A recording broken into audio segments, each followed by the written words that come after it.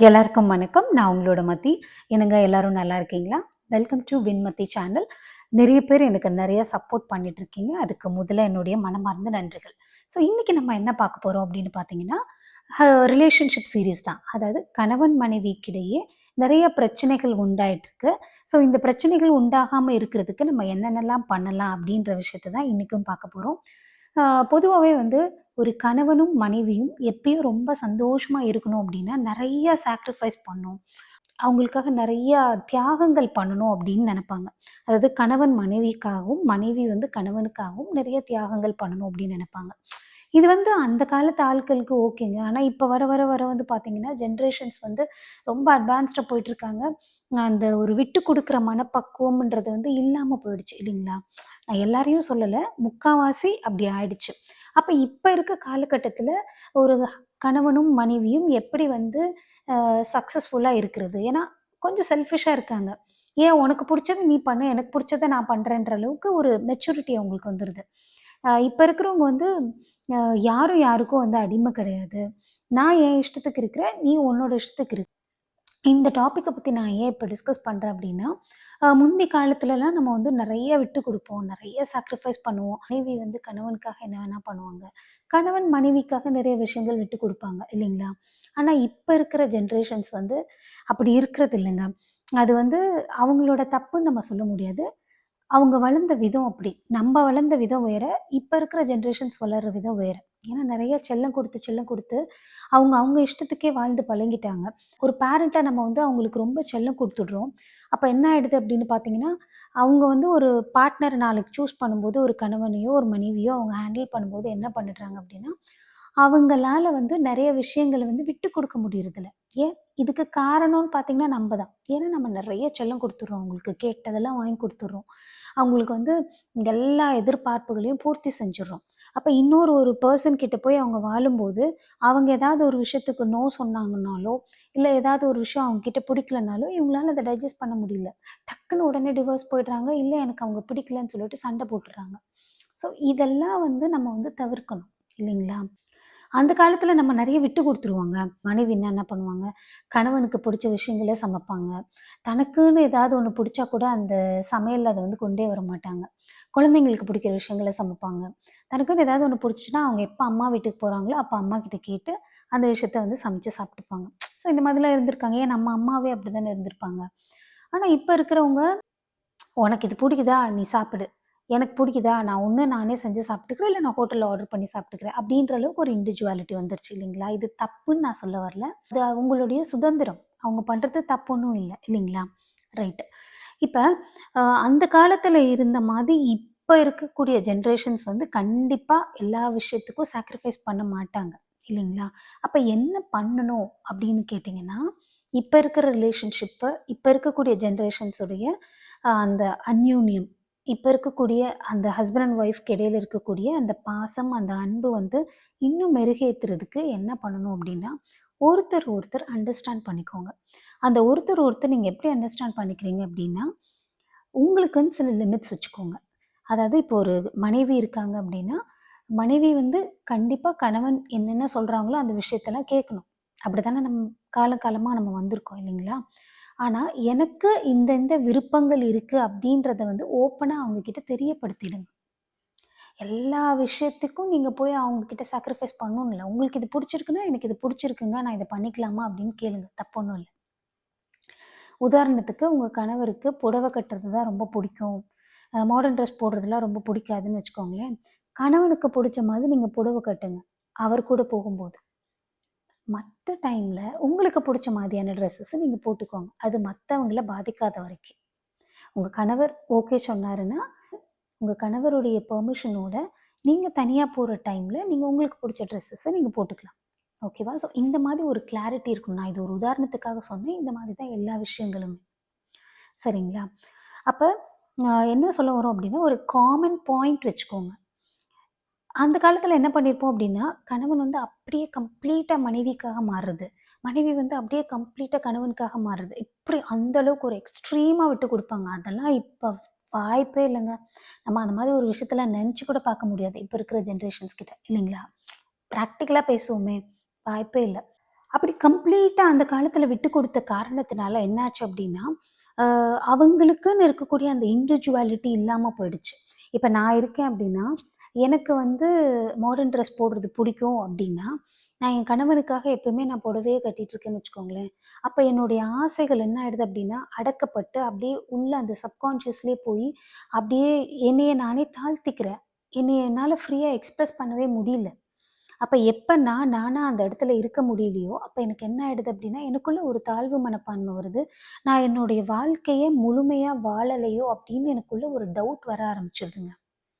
So அப்ப இதுக்கு என்ன தீர்வு அப்டின்னு பார்த்தீங்கன்னா, நீங்க உங்க கணவர்கிட்ட ஓப்பனா பேசணும். நீங்க உங்களுடைய மனைவி கிட்ட ஓப்பனா பேசணும். உங்களோட இஷ்டம் இதுன்றது எனக்கு புரியுது. அதுபடி நான் நடக்கிறேன். பட் என்னுடைய விருப்பம் இதுதான் அப்டின்றத ஓப்பனா சொல்றதுக்கான தைரியம் உங்களுக்கு இருக்கணும். இப்போ உள்ள ஜென்ரேஷன்ஸ்க்குலாம் அது இருக்கு. நான் முன்னாடி உள்ளவங்களுக்கும் அந்த காலத்து ஆட்கள்லாம் இன்னுமே அப்படிதாங்க இருக்காங்க. அவங்களுடைய ஆசைகள் எல்லாத்தையுமே அப்படியே மனசுக்குள்ளேயே ஒரு குழி தோண்டி புதைச்சு ஒண்ணும் இல்லாம ஆக்கிடுவாங்க.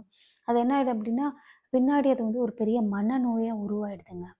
அப்ப ஆசைகள வெளிப்படையா பேசுங்க. அந்த ஆசைய நிறைவேத்துறதுக்கு உங்க பார்ட்னர் சப்போர்ட் பண்றாங்களான்னு பாருங்க. சப்போஸ் சப்போர்ட் பண்ணல, என்ன பண்றது அப்படின்னு கேட்டீங்கன்னா, ஓகே. இப்போ உங்க கணவருக்கு வந்து மாடர்ன் ட்ரெஸ் போடுறதே பிடிக்காது. ஆனா உங்களுக்கு பிடிக்கும். இந்த உதாரணமே நம்ம வச்சுக்குவோம். அப்ப நான் என்ன பண்றது அப்படின்னு நீங்க கேட்டீங்கன்னா, உங்களுக்கு மாடர்ன் ட்ரெஸ் போட பிடிச்சுச்சுன்னா, நீங்க அட்லீஸ்ட் வீட்டுக்குள்ளேயாவது போட்டுக்கோங்க. அந்த ஆசைய தீர்த்துக்கோங்க. இல்ல அதுக்கு என்ன ஆப்ஷன்றத அவர்கிட்டயே கேளுங்க. எனக்கு இந்த மாதிரி இந்த ஆசை இருக்கு. நான் இத பண்ணியே ஆகணும். ஆனா நீங்க என்ன பண்ண விட மாட்றீங்க. நான் இப்ப என்ன பண்றதுன்ற சொல்யூஷன அவங்ககிட்ட கேளுங்க. ஓகே. அப்ப பிடிக்காத ஒரு விஷயத்த அகெயின்ஸ்ட்டா பண்ணணும்னு நான் சொல்ல வரல. பிடிக்காத ஒரு விஷயத்துக்கான சொல்யூஷன உங்க பார்ட்னர் கிட்டயே கேட்டு, அவங்க என்ன சொல்றாங்களோ, அதன்படி உங்களுடைய ஆசைய நிறைவேத்திக்கோங்கன்னு சொல்றேன். இதே எக்ஸாம்பிள்க்கு நான் ஒரு தீர்வு சொல்றேனே. உங்க கணவன் ஏன் உங்கள மாடர்ன் ட்ரெஸ் போட வேண்டான்னு சொல்லுவாரு? ஒண்ணு நீங்க இருக்கக்கூடிய ஏரியா வந்து ஒரு வில்லேஜா இருக்கலாம். இல்ல உங்க வீட்டுக்காரருக்கு தெரிஞ்ச நெறைய பேர் அங்க இருக்கலாம். அப்ப நீங்க மாடர்ன் ட்ரெஸ் போட்டுட்டு போறப்ப, "இன்னார் மனைவி பாரு இந்த பொண்ணு என்ன இப்படி ட்ரெஸ் பண்ணிட்டு போறா" அப்படின்னு சொல்லிட்டு அவர யாராவது ஏதாவது சொல்லிடுவாங்களோன்னு அவர் பயப்படலான்னு வச்சுக்கோங்களேன். அப்ப அந்த ரீசனுக்காக அவர் சொல்லலாம். அப்ப இது நீங்க எப்படி கேட்கலாம்? "ஏங்க இந்த ஊர்ல தான் எல்லாரும் வந்து இருக்காங்க. நீங்க வந்து பயப்படுறீங்க. நம்ம ஏதாவது வெக்கேஷன் போறோம். இல்ல வேற ஊருக்கு போறோம். அங்க தான் நமக்கு யாரையுமே தெரியாதுல்லங்க. ஸோ அங்க போய் நான் போட்டுக்கவா? ஸோ இது ஒன் ஆஃப் தி ஆப்ஷன். இந்த மாதிரி ஒரு ஆப்ஷன்ஸ நீங்க உங்க ஹஸ்பண்ட் கிட்ட கேட்கலாம். இல்ல அவரே இந்த ஆப்ஷன உங்களுக்கு குடுத்தாருன்னா வெல் அண்ட் குட். ஸோ உங்க ஆசைய அடக்குங்கன்னு நான் சொல்ல வரல. அந்த ஆசைய வெளிப்படுத்துறதுக்கு என்ன பாதை இருக்கு அப்படின்றத கண்டுபிடிக்கணும். அந்த பாதைய நீங்க மட்டும் கண்டுபிடிக்காம, உங்க பார்ட்னரோட சேர்ந்து டிஸ்கஸ் பண்ணி, அதுக்கு ஒரு சொல்யூஷன கொண்டு வாங்கன்னு சொல்றேன். கம்ப்ளீட்டாலாம் அந்த காலத்து மாதிரி இந்த காலத்துல சாக்ரிஃபைஸ் பண்ணவே முடியாது. ஆனா சில பேர் இன்னமும் என்ன பண்றாங்க அப்படின்னா, தன்னோட ஆசைகள் எல்லாம் மனசுக்குள்ளேயே வச்சுட்டு நெறைய விஷயங்கள வந்து சாக்ரிஃபைஸ் பண்ணிட்டே இருக்காங்க. ஸோ இப்படி நீங்க சாக்ரிஃபைஸ் பண்ணிட்டே இருந்தீங்கன்னா, ஒரு காலத்துல நம்ம என்ன வாழ்க்கை வாழ்றோம்? நம்ம எதுக்காக இருக்கோம்? யாருக்காக இருக்கோம்? நமக்கான வாழ்க்கைய நம்ம வாழவே இல்லையே! ஒரு பிளாங்க் ஆயிடுவோம் நம்ம. கொஞ்ச நாள்ல நமக்கு வாழ்க்கையே வெறுத்துருங்க. நம்ம ஏன் இருக்கோம்? எதுக்கு இருக்கோன்ற மாரி நம்மளோட வாழ்க்கையே நமக்கு ஒரு பெரிய கொஸ்டின் மார்க் ஆயிடும். ஸோ, உங்களோட வாழ்க்கைய நீங்க தான் வாழ முடியும். உங்களுக்கு புடிச்ச மாதிரி வாழுங்க. அந்த வாழ்ற ஒவ்வொரு தருணமும் பிடிச்ச மாதிரி இருக்கணும். ஆனா, அதே நேரத்தில யாருடைய மனதும் காயப்படுத்தாத அளவுக்கு உங்களோட பிஹேவியர்ஸ் இருக்கணுங்க. ஸோ, இது ரொம்ப ரொம்ப முக்கியம். அது உங்க ஃபேமிலி மெம்பரா இருக்கட்டும், இல்ல ஒரு ஃப்ரெண்ட்ஸா இருக்கட்டும், இல்ல வேற யாராவது ஒரு ரிலேஷன்ஸா இருக்கட்டும். நீங்க சந்தோஷமா இருங்க. என்ன வேணா உங்களுக்கு புடிச்சத பண்ணுங்க. பட் அது மத்தவங்கள டிஸ்டர்ப் பண்ணாத அளவுக்கு பார்த்துக்கோங்க. ஓகே. அந்த காலத்துல இருக்கிறவங்களுக்கு நான் ஒரு சொல்யூஷன் சொல்லிட்டேன். நீங்க உங்க மனசுல வந்து எல்லா விஷயத்தையும் போட்டு டம்ப் பண்ணாதீங்க. கொஞ்சம் ஓப்பனா பேசி, உங்க ஹஸ்பண்ட் கிட்டயோ, உங்களோட ஒய்ஃப் கிட்டயோ புரிய வச்சு, அதுக்கான சொல்யூஷன் எடுத்துக்கோங்கன்னு சொல்லிட்டேன். ஆனா, இப்போ உள்ள ஜெனரேஷன்ஸ் வந்து ரொம்ப அட்வான்ஸ்டு, ரொம்ப செல்ஃபிஷ்ஷா இருக்காங்கன்னு சொன்னேன் இல்லைங்களா? நீங்க என்ன பண்ணணும் அப்படின்னு பார்த்தீங்கன்னா, உங்க பார்ட்னர் கிட்ட உட்காந்து டிஸ்கஸ் பண்ணுங்க. "எனக்கு இதான்ப்பா ஆசை. நீ சொன்னாலும் நான் கேட்க மாட்டேன். நான் என் இஷ்டத்துக்கு தான் இருப்பேன்." அப்படின்ற ஒரு ஆட்டிட்யூட்ல தான் நீங்க இருக்க போறீங்க இல்லைங்களா? தப்பில்ல. ஸோ, அத ஓப்பனா சொல்லிடுங்க. சொல்லிட்டு 2 பேரும் ஒரு பவுண்டரி லைன் வச்சுக்கோங்க. ஸோ இந்த பவுண்டரி லைன் எதுக்கு அப்டின்னா, இந்த கோட்ட தாண்டி நீயும் வரக்கூடாது, நானும் வரமாட்டேன். பேச்சு பேச்சா தான் இருக்கணுன்ற மாரி, இந்த பவுண்டரி லைனுக்கு கீழ நீ உன்னுடைய சுதந்திரத்த மிஸ்யூஸ் பண்ணக்கூடாது அப்டின்றத 2 பேருமே டிஸ்கஸ் பண்ணி வச்சுக்கோங்க. ஸோ உன்னுடைய ஆசைகள நீ நிறைவேத்திக்கலாம். அதுக்கு உனக்கு ஃபுல் ரைட்ஸ் இருக்கு. பட் நம்ம ஃபேமிலிக்குன்னு சில ரெஸ்ட்ரிக்ஷன்ஸ் இருக்கு. ஸோ அதுல இங்க இப்டி தான் இருக்கணும். அப்ப அந்த ஃபேமிலியினுடைய மரியாதை குறையிற அளவுக்கு நீ எதுவும் பண்ணிடக்கூடாது. எனக்குன்னு வந்து சொசைட்டில ஒரு கௌரவம் இருக்கு. அத பாதிக்கிற அளவுக்கு நீ எதுவும் பண்ணிடக்கூடாது. ஸோ இதெல்லாம் நான் ஒரு உதாரணத்துக்காக சொல்றேன். அது எந்த விஷயமா வேணா இருக்கலாம். சரிங்களா? ஸோ 2 பேருமே உட்காந்து ஒரு காமன் பாயிண்ட். இதுதான் என்னுடைய பேஸ் லைன். இந்த பேஸ் லைன தாண்டி நீ வரக்கூடாது. ஸோ உன் சுதந்திரம் இதுவரைக்கும் தான். இதுவரைக்கும் நீ எவ்வளோ ஹேப்பியா இருந்துக்கனாலும் இருந்துக்கலாம். எவ்வளோ நாளும் ஜாலியா இரு. என்ன வேணா நீ பண்ணிக்கோ. அது உன்னுடையது. ஓகே. பட் இதுக்கு கீழ போச்சுன்னா, அது கண்டிப்பா என்னையும் பாதிக்கும், நம்ம குடும்பத்தையும் பாதிக்கும் அப்படின்றத ஓப்பன் டிஸ்கஷனா உட்காந்து பேசிக்கோங்க.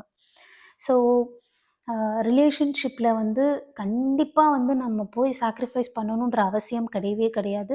ஏன் அப்படி சொல்றேன்னா, ஒவ்வொருத்தருக்காகவும் ஒவ்வொரு நாளும் சில விஷயங்கள நம்ம விட்டு குடுத்து கடைசியில நம்ப யாருன்ற அந்த ஒரிஜினாலிட்டியே இல்லாம, நம்பளோட ஐடென்டிட்டியே இழந்துட்டு, நான் ஏன் இப்படி இருக்கேன்? நான் யாரு சொன்னாலும் கேட்கிறேன். யாருக்காகனாலும் எந்த எக்ஸ்ட்ரீம்னாலும் வளைஞ்சு குடுக்குறேன். அப்ப நான் யாரு? அப்படின்ற ஒரு கேள்விக்குறி உங்களுக்கு வந்துரக்கூடாதுங்க. ஸோ விட்டு குடுங்க, தப்பில்ல. சந்தோஷமா இருங்க. உங்களுக்கு புடிச்ச மாதிரியும் உங்களுடைய வாழ்க்கைய வாழ்ந்துக்கிட்டே சந்தோஷமா இருங்க. ரொம்ப முக்கியமானது மத்தவங்கள காயப்படுத்தாம அத நீங்க பண்ணுங்க. சரிங்களா? ஸோ இந்த வீடியோ உங்களுக்கு உண்மையாவே ரொம்ப யூஸ்ஃபுல்லா இருந்திருக்கும்னு நெனைக்கிறேன். ஸோ இந்த மாதிரி ஹஸ்பண்ட் அண்ட் ஒய்ஃப் ரிலேஷன்ஷிப்ல இருக்கக்கூடிய ப்ராப்ளம்ஸ் பத்தியோ, இல்ல வேற ஏதாவது உங்களுக்கு வீடியோஸ் தேவைப்பட்டுச்சுனாலும் கமெண்ட்ஸ்ல தாராளமா சொல்லுங்க. நான் உங்களுக்காக கண்டிப்பா ரிசர்ச் பண்ணி அத பத்தி பேசுறேன். மீண்டும் ஒரு அருமையான வீடியோல உங்க எல்லாரையும் சந்திக்கிறேன். Take care. பாய்.